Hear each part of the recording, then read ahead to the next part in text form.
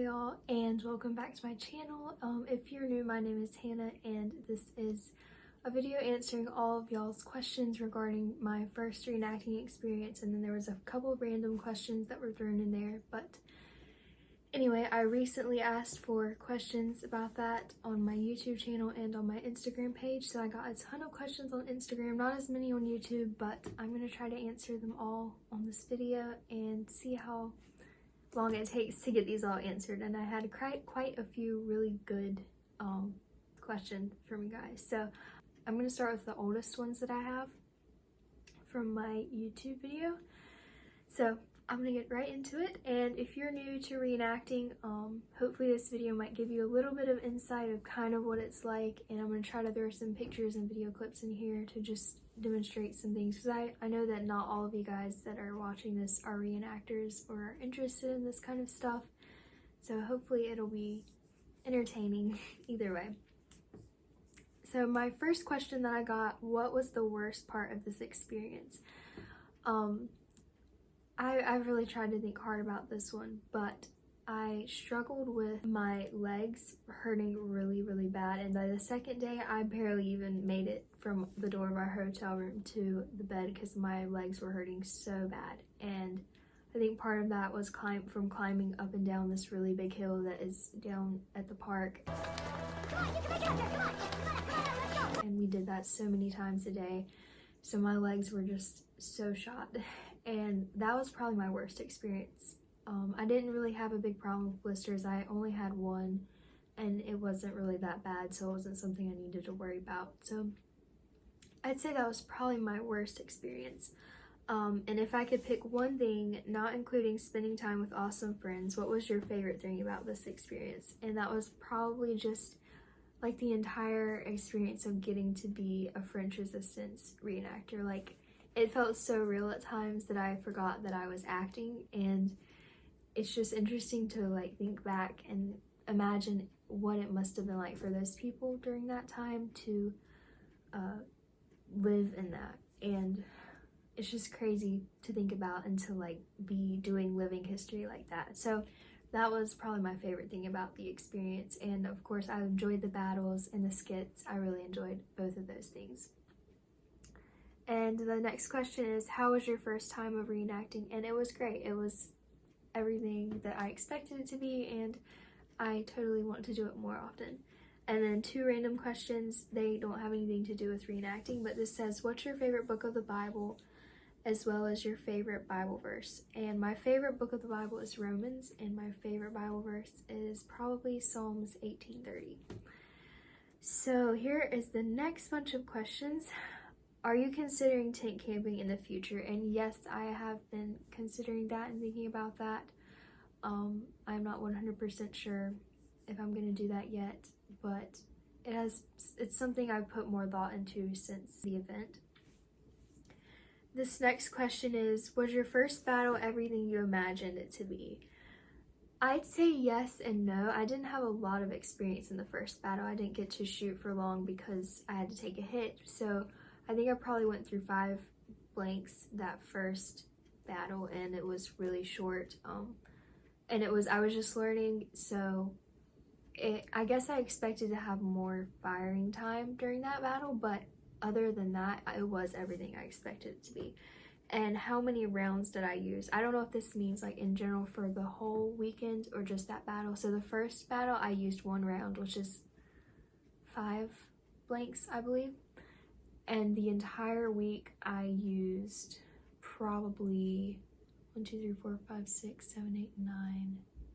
I used about 10 rounds for the entire weekend, so that each round is 5 bullets or blanks, and I went through 10 rounds of those, so about 50. It was a lot. Let me see. What's one thing you won't do as a reenactor? And this is a really good question. One thing that I don't want to ever do as a reenactor is to discourage other people that might have like a really poor impression or just getting started out. That's one thing I never want to do. I'm not gonna say I won't do it, because we all make mistakes and sometimes things just happen without us even realizing it, but I don't want to ever discourage another person from reenacting or having a bad impression. Yeah, that's the one thing I can think of I won't do as a reenactor, hopefully. Explain how you felt in the minutes leading up to your first battle. I felt really sick, honestly. I had been feeling sick for like a week before that, and like constantly just like sick to my stomach because of just like stress and stuff. But that morning I remember I was so excited, but I was so sick at the same time, and I had no clue what was really going on at first, and I was just like clinging to the one other girl, French resistance girl that was there, and I was just like staying with her the whole time. But during that first battle briefing and everything, I was just really learning my way around. I was sick to my stomach, but I was so excited. Do you know of any World War II reenactments near or in Indiana? And I do not, but I have not done any research about that. So that might be something you'd have to do on your own. Just search like World War II reenactments near me. But yeah, I don't really know of any near or in Indiana. And this one says, are there more reenactments than just D-Day? Yes, there are reenactments all year long, just in different places. You just have to research it and you can find reenactments around. This one says, what would you do differently next time? I would really like to stay closer to the park, because where we were staying, we were like 30 minutes away. And it was like we had to get up at 5:30 and get to our briefings really early. So the one thing I would do different is stay closer to the park or stay at the park. I'm still not fully settled about that, but that is something I would definitely do differently. And yeah, because it is really hard trying to get up super early, everyone, because my entire family had to go every morning, and we all had to get up early and rush to get everything out the door. And one day we left 30 minutes later than we were supposed to, and I was doing 85 on the interstate on the way there. This one says, are reenactors looking for original World War II uniforms? Yes, a lot of them are. I know there's a lot of repros that a lot of people use, which is just reproductions of the originals, but I think as a whole lot of World War II reenactors, if they're serious about the hobby, they definitely want to find original World War II uniforms. And here's the last 3 questions I had. This is, was it confusing at first? And yes, it was at first, but I wasn't exactly present mentally like I should have been. I should have been paying a lot closer attention during that first briefing thing. So yeah, it was a little bit confusing. And this question is, what was the scariest part of your first ever battle reenactment?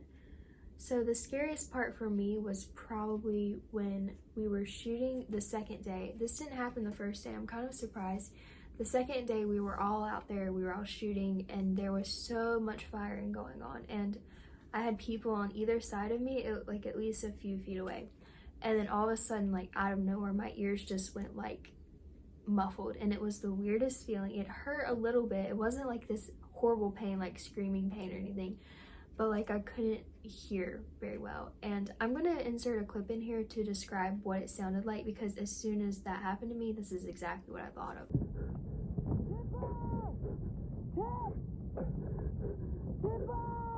That is how my ears sounded. And then it got better as the battle went on, and by the end, like, it just felt like my ears were really clogged after the battle was over. So that was probably my scariest first ever experience in a battle. I didn't have a scary one like the first day, I don't believe. And here's the question again, anything you would have done differently? And I guess another thing I would have done differently is I wish I could have been more like in tune with the other reenactors, like what we were going to be doing. Like specifically, we were supposed to be doing skits every day with the Germans, and we just didn't have really good communication. I didn't know the guys' names that we were supposed to be doing the skits with, so we ended up just like on a wild goose chase looking for them. So I wish that I would have done that differently. I would have known who I was working with. Yeah, that's actually all the questions that I have. I thought I had more than that, but I don't. Yeah, that's answering all of y'all's questions. If you have any more, just let me know in the comments. I'll just answer you directly from there. But I would say my first experience reenacting was really good.